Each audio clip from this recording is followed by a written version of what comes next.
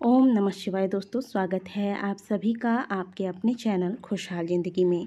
पूरे महीने कठिन परिश्रम के बाद पैसे आते तो हैं लेकिन टिकते नहीं हैं, या फिर पैसे आते ही नहीं हैं, जितना परिश्रम किया है उस हिसाब से धन की प्राप्ति नहीं हो पाती है। ऐसा क्यों होता है? दोस्तों, कुछ ऐसे दोष होते हैं जिसकी वजह से घर में लक्ष्मी का आगमन ही नहीं होता है, या फिर बहुत अधिक मेहनत मशक्क़त के बाद जो थोड़े बहुत पैसे आते भी हैं वो भी खर्च हो जाते हैं, चाहे ज़रूरी कार्यों में या फिर गैर ज़रूरी कार्यों में। लेकिन आपका सोचा हुआ कार्य हो नहीं पाता है क्योंकि धन बचता ही नहीं है। और सुखमय जीवन व्यतीत करने के लिए घर में पैसों का बरकत होना बेहद आवश्यक है। तो इसके लिए ऐसा क्या करें जिससे कि जो भी धन हम कमाते हैं उसमें बरकत हो? दोस्तों, हम अपने चैनल पर समय समय पर आपको धन प्राप्ति के ऐसे बहुत सारे उपाय व पूजा विधि बताते रहते हैं, लेकिन ये सभी विफल हो जाते हैं तब जब आप इन चीज़ों पर ध्यान नहीं देते। यानी कि अगर आपके घर में ये दोष है, फिर आप चाहे लाख कोशिश कर लें लेकिन घर में लक्ष्मी टिक ही नहीं सकती। लक्ष्मी का आगमन जरूर होगा लेकिन लक्ष्मी टिकेगी नहीं। इस बात को हमेशा ध्यान में रखिए। तो चलिए जानते हैं कि ऐसा आपको क्या करना है जिससे कि आपके घर में माता लक्ष्मी का स्थायी रूप से वास हो। जब घर में माता लक्ष्मी का आगमन होता है तो घर में हर प्रकार की सुख समृद्धि आती है तथा हमारे अंदर भी एक अलग प्रकार का ऊर्जा का अनुभव होता है जिसे कि हम सकारात्मक ऊर्जा कहते हैं। वहीं अगर घर में दरिद्रता आती है तो साथ में बहुत प्रकार की परेशानियां लेकर आती है। घर में कलेश होना, अकारण बीमार पड़ना, घर के लोगों की तरक्की का रुक जाना, और ये सभी चीज़ें कहीं ना कहीं गरीबी को निमंत्रण देता है। दोस्तों, जीवन में वैसे तो बहुत दुख होते हैं लेकिन रामायण के अनुसार जीवन में सबसे बड़ा दुख यदि कोई है तो वह है दरिद्रता। हम ये नहीं कहेंगे कि पैसे के अलावा और कोई दुख नहीं होती है जीवन में, और भी बहुत प्रकार के दुख होते हैं, लेकिन दरिद्रता से बड़ा दुख और कोई हो ही नहीं सकता। तो चलिए जानते हैं कि वो कौन से दोष हैं जिनके वजह से आपके घर में गरीबी का आगमन होता है, घर में लक्ष्मी स्थायी रूप से वास नहीं करती, जो व्यक्ति को बहुत अधिक परेशान कर देते हैं। सबसे पहला दोस्तों, जैसा कि देखा गया है और हमने भी अनुभव किया है कि सूर्योदय के बाद तक सोया रहने वाला व्यक्ति हमेशा लक्ष्मी से विहीन रहता है। अक्सर कहा जाता है कि महिलाओं को प्रातःकाल जल्दी उठना चाहिए, घर की साफ सफाई करनी चाहिए, स्नान करके पूजा पाठ करना चाहिए। लेकिन केवल महिलाएं ही घर का सदस्य नहीं है, पुरुष भी घर का सदस्य हैं। इसीलिए पुरुष हो या स्त्री हो, सभी को सूर्योदय से पहले बिस्तर का त्याग कर देना चाहिए। आप भले 4 बजे 5 बजे ना उठे, लेकिन सूर्योदय के समय जब सूर्य उदित हो रहा हो उस वक्त तक आपको बिस्तर का त्याग कर देना चाहिए। नियम बना लीजिए कि प्रतिदिन आप सूर्योदय से पहले बिस्तर का त्याग कर देंगे और स्नान के बाद उगते हुए सूर्य को जल देंगे और सूर्य देव का स्वागत करेंगे। ये लक्ष्मी की प्राप्ति का बहुत ही सुंदर सा उपाय है, और जितने भी सफल व्यक्ति हैं उन सभी को देखा जाता है कि वह प्रातःकाल जल्दी उठते हैं। जो व्यक्ति प्रतिदिन प्रातःकाल जल्दी उठकर सूर्य देव का स्वागत करता है, उन्हें जल अर्पित करता है, वह व्यक्ति कभी भी लक्ष्मी से विहीन नहीं होता है। इस बात को नोट कर लीजिए। इसका प्रभाव आपको 1-2 दिन में प्राप्त नहीं होगा। आप प्रतिदिन का यह नियम बना ले, फिर देखें कि आपके जीवन में कैसे सकारात्मक बदलाव आते हैं। दूसरी बात, जहाँ पर आप पैसे रखते हैं उस स्थान पर भी थोड़ा गौर करें। जैसे कि पर्स का इस्तेमाल स्त्री या पुरुष दोनों ही करते हैं, तो ऐसे में जिस स्थान पर आप अपनी लक्ष्मी को रखते हैं उस स्थान पर ध्यान दें। पर्स कभी भी कटा फटा या गंदा नहीं होना चाहिए। नारद पुराण में ऐसा साफ वर्णन आता है कि जिस स्थान पर साफ सफाई होती है उसी स्थान पर माता लक्ष्मी का आगमन होता है। इसीलिए अपने पर्स को हमेशा साफ रखें। दूसरी बात, प्रत्येक दिवाली को अपना पर्स अवश्य बदलें, और पर्स में पैसे जो आप रखते हैं उसे बिल्कुल व्यवस्थित तरीके से रखें।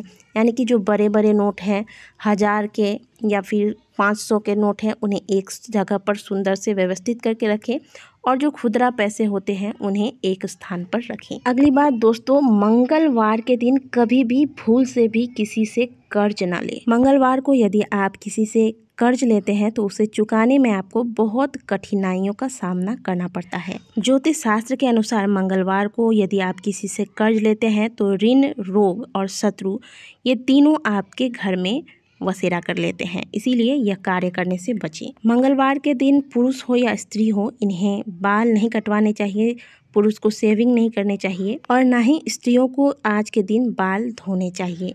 दोस्तों, आपके घर में बहुत सारी ऐसे सामग्रियां होंगी जिनका आपने कई सालों से संग्रह करके रखा है, लेकिन आपके किसी कार्य में वह आता ही नहीं है। आपको इन चीज़ों से अपना मोह हटाना होगा। घर में कई ऐसे पुराने डब्बे या फिर बर्तन रखे रहते हैं जिनका प्रयोग आप नहीं करते, या फिर कोई टूटा बर्तन रखा हुआ है जिसका प्रयोग आप कर रहे हैं, तो इनका प्रयोग आज ही बंद कर दें।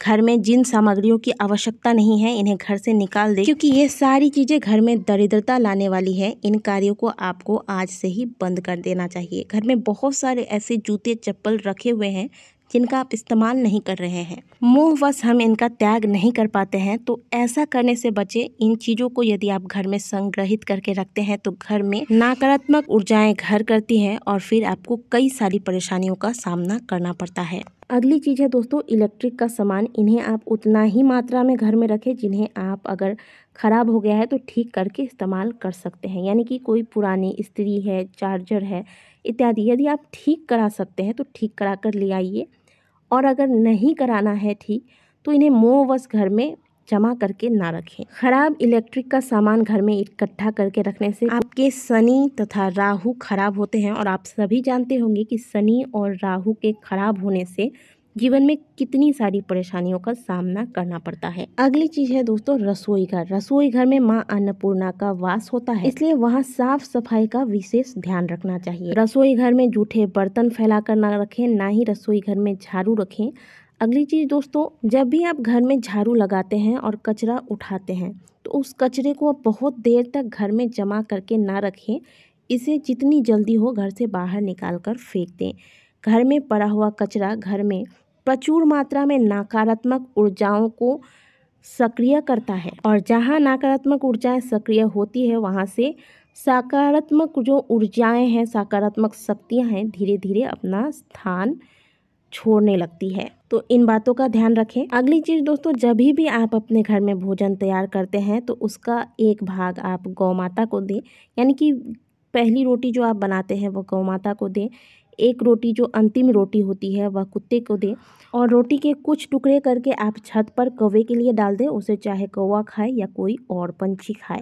दोस्तों, गौ माता में 33 कोटि देवी देवताओं का वास होता है, तो आप गौ माता को रोटी अगर देते हैं तो इससे आपके ग्रह भी मजबूत होते हैं।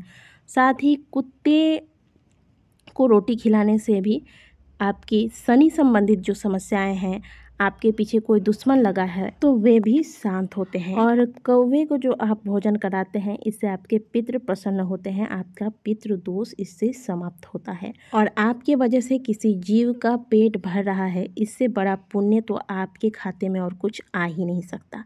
तो आज से ही इस कार्य को करना आप आरंभ कर दें। दोस्तों, यदि आपके घर में पितृ दोष लगा है तो आपके घर में कभी भी कोई मांगलिक कार्य होते होते टल जाएगा। घर में कोई भी सुख शांति से नहीं रह पाएगा, लोगों की तरक्की रुक जाएगी। इसीलिए हमेशा पितरों की कृपा प्राप्त करने की चेष्टा करें। जिस व्यक्ति पर देव और पितृ दोनों की कृपा बनी रहती है वही व्यक्ति जीवन में आगे बढ़ सकता है।